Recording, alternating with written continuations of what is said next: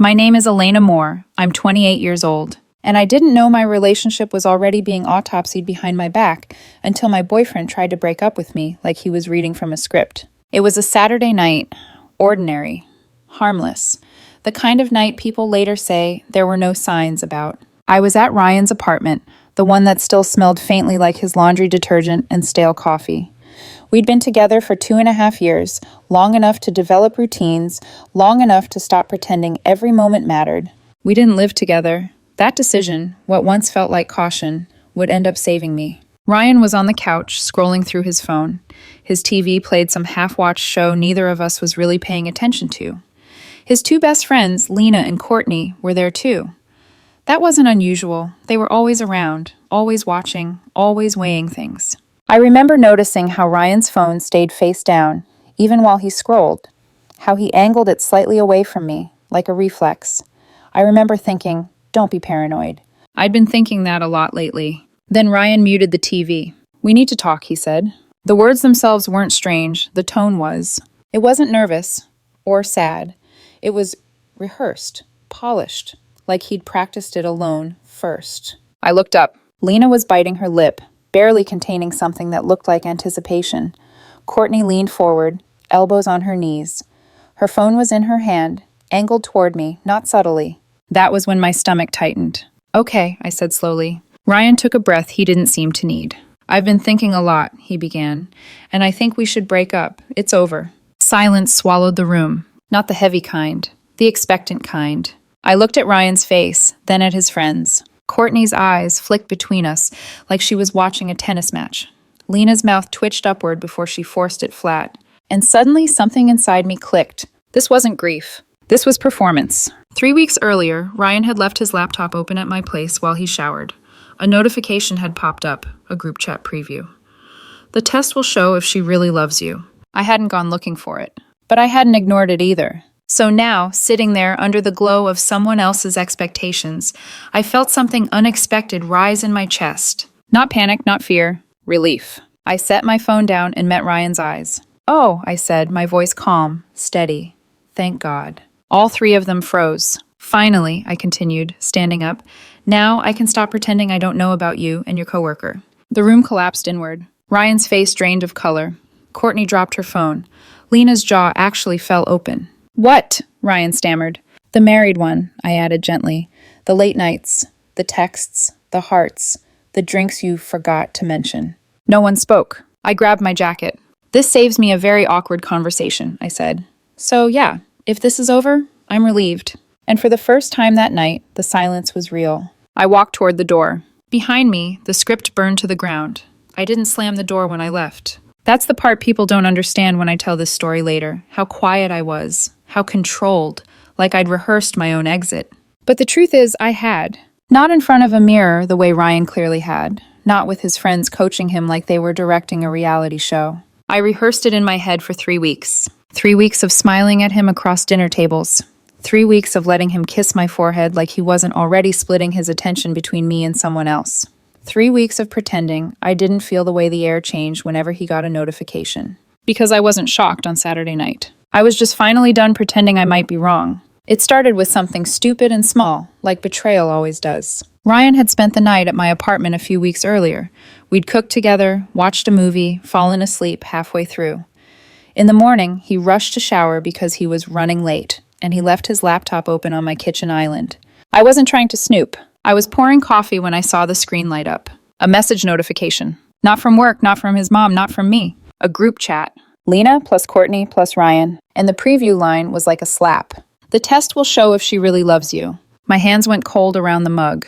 I remember standing there, staring at it, telling myself I shouldn't click. Then telling myself the same thing I'd been telling myself for months.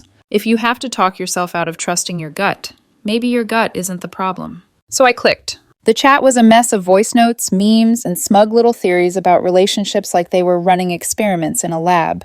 Courtney had typed, "Men fight when they care. If Elena just accepts it, she's not in love. Period." Lena replied, "Exactly. Fake breakup equals attachment test. We'll film it too. If she cries and begs, she passes. If she's calm, she's lying." I swear to God, I could hear their voices in the words. That same tone they used whenever they gave Ryan advice. like they were saving him from something. Like they were saving him from me. Ryan's messages were shorter, more hesitant. IDK, that feels toxic. And then, but I want to know. That line sat in my chest like a stone. Not because the test was cruel, though it was, but because it confirmed what I'd already been sensing. Ryan didn't feel secure with me anymore. He didn't feel lucky. He felt entitled to proof. And that was the first betrayal. Not the biggest, just the first. I kept scrolling. I shouldn't have.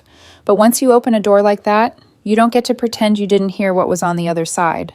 And that's when I found the other messages. Older ones, buried further up the thread. 2 months back. Ryan venting. She's been distant lately. Elena's always working. I feel like I'm not even seen. And then, there's this girl at work. My throat tightened. The conversation shifted instantly, like his friends had been waiting for that opening. Explore it. You deserve attention. Just see what's out there. Then came the screenshots. Texts between Ryan and a coworker named Madison. At first glance, they weren't explicit. At second glance, they were unmistakable. Madison. You're different in person. You make me feel calm. Ryan. I can't stop thinking about you, Madison. If your girlfriend appreciated you, she wouldn't let you feel invisible. Ryan. You're beautiful. You know that? Madison. Stop. Heart emojis. Not one. Not accidental. A pattern. And then, like the universe had a cruel sense of humor, Lena chimed in with a message that made my stomach lurch. Isn't she married? That makes it hotter TBH. Courtney responded. Her husband probably sucks anyway. Let her live. I remember reading that and feeling something in me split cleanly in two. Because the Ryan I knew, the man who once lectured his cousin for cheating, the man who talked about loyalty like it was sacred, was laughing in that group chat. Laughing. My fingers went numb on the trackpad. I sat down at my kitchen table like my legs didn't belong to me anymore. And the strangest part? I didn't cry. Not then. Not because it didn't hurt. But because my brain went into the same mode it always does when something is wrong. Facts, pattern, evidence. If I cried, it would be later, after I knew exactly what I was dealing with. That day, Ryan came out of the shower and smiled at me like nothing happened. He kissed my cheek. Morning, babe. I smiled back. I even handed him a towel he'd forgotten. And while he got dressed, I took my phone out and did something that felt both humiliating and necessary. I photographed the screen. Every incriminating text, every screenshot, every message about the test, every line where his friends called me a challenge and not a human being. I didn't send them to myself. I didn't text them to a friend. I saved them quietly, like a woman filing papers for a case she never wanted to open. Over the next 3 weeks, I watched him. Not in a dramatic, obsessive way. In the calm way you watch a crack in a wall and realize it's spreading. He started working late twice a week, minimum. His phone was always face down. He changed passwords. He stopped leaving devices unattended around me. He started dressing differently for work, cleaner, sharper, like he was auditioning for someone. And the little details became louder than words. The way he smiled at his screen and then cleared his throat when I asked what was funny. The way he'd suddenly take calls in another room. The way he'd accuse me of overthinking if I asked a normal question. And every time he said, "Babe, it's nothing," something inside me whispered back, "It's never nothing." I didn't confront him. People always ask me that. Why didn't I just confront him? Because confronting someone who's lying doesn't stop the lie. It just teaches them how to hide better. And because deep down, I needed time, not to prove him wrong, but to accept that I wasn't imagining things. I needed to process it slowly, to let the truth settle without my emotions driving the wheel. So I played normal. I laughed when he joked. I asked about his day. I even went to dinner with him and his friends one night, sitting across from Lena and Courtney, while they smiled at me like we were all on the same team. And all I could think was, they have no idea what I know. Or maybe worse, they do, and they don't care. By the time Saturday rolled around, I was exhausted in a way that didn't show on my face. Not exhausted from fighting. Exhausted from pretending there was nothing to fight about. So when Ryan muted the TV and said, "We need to talk," my stomach didn't drop. It settled, because I knew. I knew exactly what was happening. They were running their little experiment. They wanted tears. They wanted begging. They wanted a performance that would make Ryan feel powerful again. And sitting there under Courtney's camera lens, watching Lena's mouth twitch like she was waiting for a punchline, I realized something terrifyingly simple. They weren't testing my love. They were testing my obedience. And I didn't feel fear. I felt clear, like I'd been holding my breath for weeks and finally had permission to exhale. So when Ryan said, "It's over," I didn't panic. I just took the gift they didn't realize they were handing me, and I ended it on my terms. Because while they were planning a fake breakup, I had been preparing for a real one. For a split second after I said it, now I can stop pretending I don't know about you and your coworker. No one moved. It was like the room itself hadn't been programmed for that outcome. Ryan's mouth opened, then closed. His eyes darted to Lena, to Courtney, back to me. Like one of them would jump in and fix it, like this wasn't supposed to happen yet. Because in their version of the night, I was supposed to cry. I was supposed to ask why. I was supposed to bargain. I was supposed to make him feel powerful. Instead, I was standing there, jacket in hand, looking relieved. "What are you talking about?" Ryan finally said, but his voice cracked halfway through the sentence. I didn't raise my voice. I didn't smirk. I didn't rush. That calm, it terrified him. "The late nights," I said evenly. "The texts, the drinks you never mentioned, Madison, the married one." Courtney's phone slipped from her hand and hit the couch with a dull thud. Lena whispered, "Oh my God." Ryan took a step toward me. "Elena, how do you even—" "Doesn't matter how I know," I cut in. "What matters is that I do." I watched it all happen in real time, the confidence draining out of him, replaced by panic so raw it almost felt invasive to witness. This wasn't the version of me he'd prepared for. This wasn't the woman his friends had described. And suddenly, for the first time in weeks, I was the one in control of the narrative. "So yeah," I continued, slipping my arm into my jacket. "If you want to end things, I'm honestly relieved. This saves me from having to explain why I don't date men who keep backup options." The silence that followed wasn't awkward. It was violent. Ryan's face went white. Courtney looked like she'd just realized she'd filmed the wrong ending of a movie. Lena's eyes flicked between us, calculating, already trying to find a way to salvage this. "Wait," Courtney said suddenly, jumping up. This was just a test." I paused at the door and looked back. "A test?" I repeated. She nodded too fast.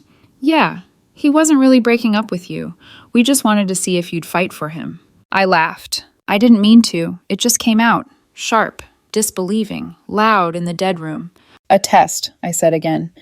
"So let me get this straight. My boyfriend of 2.5 years fake dumps me, records my reaction, and that's supposed to prove something about me." Ryan's composure cracked completely. "Elena, please," he said, voice shaking. "It's not what you think. Nothing happened with Madison. She's just a friend from work." I met his eyes. "She sends heart emojis to all her friends?" He flinched. "The texts say otherwise," I continued. "But honestly, I don't even care to argue about that part anymore. Because that was the truth. The emotional affair hurt. The manipulation disgusted me. But what finally ended it was the realization that the people closest to him thought love was something you measured under pressure, and that Ryan had agreed. "You wanted to play games," I said quietly. "You found out I'm not playing the same one." I turned back toward the door. Lena rushed forward, panic sharpening her voice. "You can't just leave. You're overreacting." I stopped, looked at her. "Move." Something in my face must have registered because she did. I walked out, didn't slam the door, didn't look back. I blocked Ryan's number before I reached my car. And then, only then, my hands started to shake. Not from rage, from relief. Like I'd been holding myself together with duct tape and finally let it rip off all at once. The drive home was quiet. Too quiet. My chest felt hollow, but not in the way people expect after a breakup. It hurt. 2.5 years always hurts. But the pain was clean. Cleaner than the doubt I'd been living with. Cleaner than the suspicion. Cleaner than waking up every morning and wondering what version of reality I was in. By the time I pulled into my parking spot, I realized something terrifying and freeing at the same time. I wasn't grieving the man I just lost. I was grieving the man I thought I had. And that made all the difference. I didn't know yet that this was only the beginning. That walking away quietly would be interpreted as an act of war. That Ryan and the people around him would refuse to let the story end without punishing me for not begging. But in that moment, sitting alone in my car, engine ticking softly as it cooled, I felt something I hadn't felt in months. Peace. Temporary. Fragile. But real. Peace lasted exactly 12 hours. I woke up Sunday morning to 7 missed calls, all from different numbers. At first, I thought something terrible had happened, an accident, an emergency, some real-world crisis that justified the invasion. My chest tightened as I scrolled through the call log. Then the voicemails started loading. Ryan's voice, breaking, apologetic, desperate. "Elena, please, just call me back. You don't understand. This got out of hand." Another message, this one angrier. "You're really just going to throw everything away like this? After 2.5 years?" Then one from a number I didn't recognize. "Hi, Elena, this is Courtney. You're blowing this way out of proportion." I deleted them without listening to the end. By noon, the calls had doubled. By evening, I stopped answering unknown numbers altogether because the tone shifted fast. Apologies became accusations. Silent treatment is emotional abuse. You're being immature. You embarrassed him in front of his friends. You manipulated the situation. That last one almost made me laugh. Almost. The mental gymnastics required to accuse me of manipulation after staging a fake breakup, filming my reaction, and hiding an emotional affair were Olympic level. Gold medal performance. 4 days after I walked out, Ryan showed up at my apartment. Not buzzing, waiting. I stepped out of the elevator and saw him standing outside my door like he belonged there. Eyes red, face unshaven, wearing the jacket I'd given him last winter. Please, he said immediately when he saw me. Just 5 minutes. There's nothing to explain, I replied, keys already in my hand. You tested me. I failed. We're done. His voice echoed down the hallway. I didn't sleep with her. I stopped, lowered my voice. Lower yours. My neighbors don't need the drama. It was just texting, he insisted, words tumbling out now. Just flirting. It didn't mean anything. I never would have actually done anything. I looked at him for a long moment. So emotional cheating doesn't count, I said calmly. Good to know where your line is. His face crumpled. Mascara, her mascara, still faintly smudged from the night before, streaked down his cheeks. You don't understand, he said, voice breaking. You've been so distant lately, always working. She made me feel seen, appreciated. There it was, the pivot, the blame shift. You're standing here, I said slowly, blaming me for you flirting with another woman, while your friends were planning to fake dump me to test my love. I let that sink in. You hear how insane that sounds, right? He wiped his face, smearing everything worse. The test was stupid. I know that now. I should never have listened to them. But what we have is real. You can't throw away 2.5 years over one mistake. You threw it away when you started hiding things, I replied. I'm just accepting the reality you created. He grabbed my arm. Hard. Please, he said. I'll do anything. Therapy. I'll quit my job. I'll cut off Madison. I'll stop talking to Lena and Courtney. Whatever you want. I gently removed his hand from my arm. That's not necessary, I said. We're done. Please leave. He didn't. Instead, he sat down right there in the hallway, back against the wall, knees pulled to his chest, like a protester staging a sit-in. I'm not going anywhere until you talk to me for real. I stared at him. Then I went inside, locked the door, and called building security. 15 minutes later, I listened through the door as they escorted him out, his voice pleading, insisting I was his girlfriend and this was all a misunderstanding. Security didn't care. Not on the lease, not allowed to loiter. End of discussion. The next morning, his mother called. I almost didn't answer. But I'd always liked her. She'd been kind to me, welcoming. She made incredible food at holidays and asked about my job like she actually listened. So I answered. Sweetheart, she said softly. I heard what happened. I'm so sorry Ryan put you through that silly test. It was immature and wrong. I closed my eyes. But, she continued, you have to understand, he's devastated. He made a mistake with that coworker situation. But nothing physical happened. Can't you find it in your heart to forgive him? I took a breath. Ma'am, I said carefully, your son didn't make a mistake.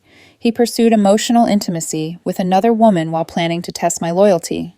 That's not a momentary lapse, that's a pattern. But he loves you, she insisted. He hasn't eaten. He's barely sleeping. This is destroying him. I believe he's upset, I said. But being upset isn't the same as being sorry. He's upset he got caught. There was a pause. Then her tone changed. You know, she said coolly, I always thought you were a good woman. But walking away when my son is at his lowest? That's cruel. Real women fight for their relationships. I felt something settle into place inside me. Real relationships don't require tests, I replied, and they don't involve backup options. I hung up. 5 minutes later, a text from an unknown number. You're going to regret this. My son deserves better than someone who gives up so easily. Blocked. That's when I realized something important. They weren't upset because the relationship ended. They were upset because I ended it without permission. Because I didn't beg, didn't collapse, didn't stay in the role they assigned me. And they were not going to let that go quietly. I just didn't know yet how far they were willing to take it. The first anonymous complaint came on a Wednesday. I was at work when my phone buzzed with a voicemail from my building's management office. The tone was polite, professional, too calm for what they were saying. Hi, Elena. We received a report regarding potential disturbances coming from your unit. Excessive noise. Possible unauthorized activity. We don't believe there's an issue, but per policy, we need to follow up. Unauthorized activity. I sat back in my chair, staring at the wall, because I knew. By the end of that week, it escalated. Tuesday night at 11:07 p.m., someone buzzed my apartment repeatedly, holding the button down until the sound drilled into my skull. When I checked the camera, it was Ryan, alone, hands shoved into his pockets like he was waiting to be let back into a life that had already closed the door on him. I didn't answer. Wednesday morning at 6:30 a.m., Lena was waiting in the parking lot, leaning against my car, smiling like this was a coincidence. "You know he tried to hurt himself, right?" she said when I approached. The words hit me hard enough that I stopped walking. "What?" I asked. "Is he okay?" Her smile sharpened. "Oh, now you care." I forced my voice to stay level. "Is he okay?" "He's fine," she said. "It wasn't serious. But he's not eating, not sleeping. He had to take time off work. This is destroying his life, and you're just going on like nothing happened." "If he's struggling," I said carefully, "he needs professional help. Me taking him back won't fix that." She scoffed. "God, you're cold. 2.5 years and you shut off your emotions like a machine. What's wrong with you?" I looked at her, really looked. "I processed my emotions 3 weeks ago," I said, "when I found out he was getting close to another woman. What you saw Saturday wasn't me shutting down, it was me being done." She opened her mouth, closed it. I got in my car and drove away. 2 days later, my landlord called again. This time, the complaint was worse. Anonymous report, claims of suspicious visitors. Possible drug activity. Drug activity. I actually laughed, short, disbelieving, because the absurdity of it all finally snapped something in me. "These are false," I told him. "This is retaliation, messy breakup." He believed me. He said as much. He also said he had to document it anyway. That was the moment something shifted. I stopped explaining myself. I stopped hoping reason would win. And I started documenting. Everything. Every voicemail. Saved to the cloud. Every text. Screenshotted, dated, time-stamped. Every appearance at my apartment. Logged with times, descriptions, witnesses. The false complaint, noted. The threats, archived. I built a spreadsheet the way I'd build a case file. Clean, organized, factual. Because I realized something chilling. They weren't spiraling. They were strategizing. And they were building a version of events where I was the villain. Cold, manipulative, abusive, for walking away without permission. So I stopped playing defense. The lawyer I hired didn't blink when I showed him the file. "This is harassment," he said plainly. "You have more than enough for a cease and desist. If it continues, we can escalate to a restraining order." He drafted the letter that same afternoon. But before we sent it, I made one more decision. One that didn't come from anger. It came from exhaustion. I called Madison. The coworker. The married one. I didn't find her through anything illegal or invasive. She had a public professional profile. Her number wasn't hard to track down. I called at 6 p.m. on a Thursday. She answered on the third ring. "Hello?" "You don't know me," I said calmly, "but I'm Ryan's ex-girlfriend." Silence. I could hear her breathing change. "I'm not calling to threaten you," I continued. "I don't want an apology. I don't want anything from you." "What do you want?" she asked, voice thin. "I want you to tell Ryan to leave me alone, completely. No contact, no showing up, no games." She hesitated. I don't know what you think happened, but I have screenshots," I said gently. "Every text, every heart, every message about meeting without your husband knowing." Her breath caught. "I don't want to involve your HR department," I went on, "and I really don't want to involve your husband. But if this harassment doesn't stop, I will protect myself however I need to." There was a long pause. "Then, I'll make it stop. You have 24 hours, I said. "After that, lawyers handle everything."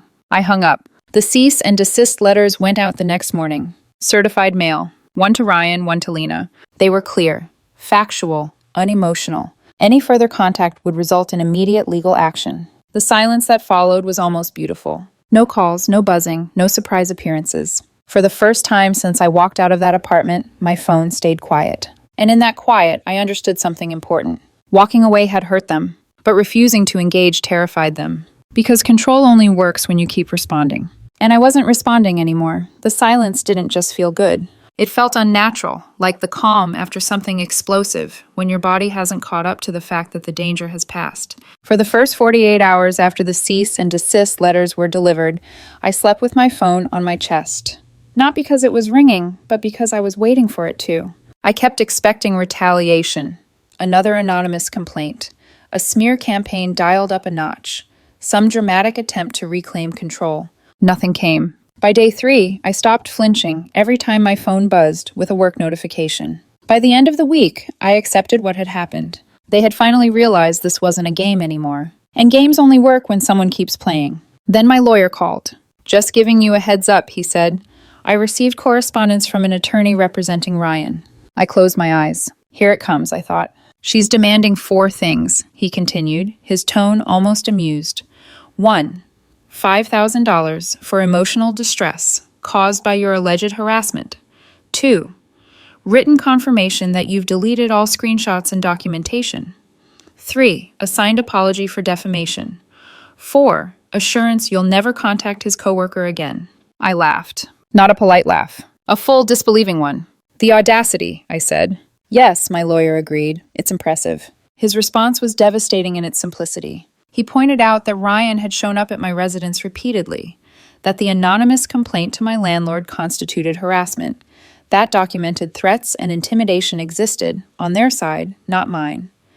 That truth is an absolute defense against defamation, and that any lawsuit would trigger discovery. Discovery that would include every text, including the ones Ryan probably hoped would never see daylight, especially the ones involving a married coworker. "We haven't heard back since," my lawyer said. "I doubt we will." And he was right. That was the last time anyone officially tried to come at me. Unofficially, the fallout was already detonating elsewhere. I didn't go looking for updates. They found me. A coworker of mine, someone who had mutual acquaintances at Ryan's company, caught me in the break room one afternoon. "You didn't hear this from me," she said carefully. "But things blew up over there." Apparently, Madison confronted Ryan at work. Not quietly, not privately, loudly, emotionally, in front of other employees. Accused him of throwing her under the bus, of choosing his boring ex over her, of panicking and backing out when things got inconvenient, which, in case anyone was confused, made it very clear to everyone within earshot that something inappropriate had been going on. HR got involved immediately. Investigation launched. And once they started pulling threads, the sweater unraveled fast. Ryan wasn't fired right away, but the married coworker was. Official reason: creating a hostile work environment. Unofficial reason: this wasn't her first incident. There had been rumors, complaints, nothing concrete until now. Ryan was placed on a performance improvement plan. 2 weeks later, he quit. Couldn't handle the looks, the whispers, the quiet judgment of people who now knew exactly what kind of man he was. His friends, the ones who engineered the test, fractured under the weight of their own guilt. Turns out shared blame doesn't create loyalty. It creates resentment. Courtney blocked me everywhere. Lena stopped responding to anyone who mentioned my name. Their group chats went silent. Ryan moved back in with his parents. Unemployed, humiliated, isolated. And his mother? She told mutual acquaintances that I had destroyed her son's life. That she always knew there was something cold about me. People who knew the full story pushed back. She didn't care. Some people would rather rewrite reality than admit they raised someone capable of this kind of damage. I wish I could say watching all of this felt satisfying. It didn't. It felt inevitable. Like dominoes I didn't set up, but also didn't step in to stop once they started falling. What I felt most was clarity, because everything that happened after I walked away proved the same thing. If I had stayed, if I had begged, if I had cried and fought like they wanted, none of this would have come out. I would have passed their test. Ryan would have felt validated, and he would have kept texting Madison. Quietly, carefully, with better passwords. I would have been the woman who proved her love by tolerating disrespect. And I would have never known. That thought still makes my stomach turn. Because the most dangerous betrayals aren't the loud ones. They're the ones that convince you to stay. 3 weeks passed. Not dramatically, not cinematically. Just quietly. The kind of quiet that feels wrong at first. Like you're waiting for a shoe to drop that never does. I stopped checking my phone every 5 minutes. Stopped replaying conversations in my head, rewriting things I should have said. Stopped bracing myself for someone else's version of events to come crashing into my day. Life didn't snap back into place. It settled, and that difference mattered. People ask me if I regret how I handled things, if I wish I'd been kinder, softer, more forgiving. The honest answer? Mostly no. 2.5 years is a long time to share your life with someone. Even knowing what I know now, there are moments I miss him. Or at least the version of him I thought was real. But missing something doesn't mean you made the wrong choice leaving it. It just means it mattered once. I leaned hard on the people who didn't ask me what I could have done differently. My sister called every few days. No advice, no commentary, just, how are you really? My mom sent a care package filled with my favorite snacks and a note that said, you don't have to be strong all the time. I didn't date, didn't download apps, didn't entertain anyone who tried to slide into my life like nothing had happened. I needed the silence. I needed to sit with the grief, not of losing Ryan, but of realizing how long I'd been doubting myself to keep the peace. That kind of exhaustion doesn't disappear overnight. The thought I keep coming back to, the one that still makes my chest tighten, is how close I came to never knowing. If I hadn't seen that laptop notification, if he'd been just a little more careful, if his friends hadn't convinced him to run their experiment, I would have failed their test. I would have cried, begged, fought, and he would have stayed, validated, while continuing whatever he had going with Madison, carefully, quietly, better hidden. I would have been the woman who proved her love by accepting disrespect, and I would have called it commitment. That realization scares me more than anything else that happened. Do I regret calling his coworker? No. Do I regret documenting everything? Sending the cease and desist? Walking away without closure conversations and therapy ultimatums? No. The only thing I would have done differently, I would have left sooner. The moment I saw those texts 3 weeks before the test, I should have ended it then. Instead, I gave myself time to process, time to be sure. That meant 3 extra weeks of pretending. 3 extra weeks of lying next to someone who was lying to me. That kind of fatigue lingers. But so does the lesson. Here's what I know now. When your gut starts whispering, listen. When someone tests you instead of trusting you, leave.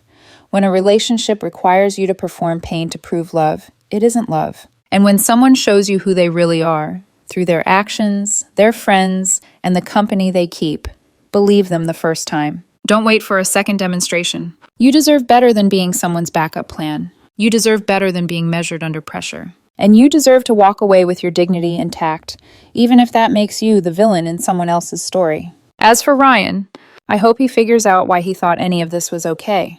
I hope therapy helps, but we are done permanently. What he and his friends did wasn't love. It was control dressed up as romance. And I'm not playing anymore. I'm done updating this story. Time to move forward.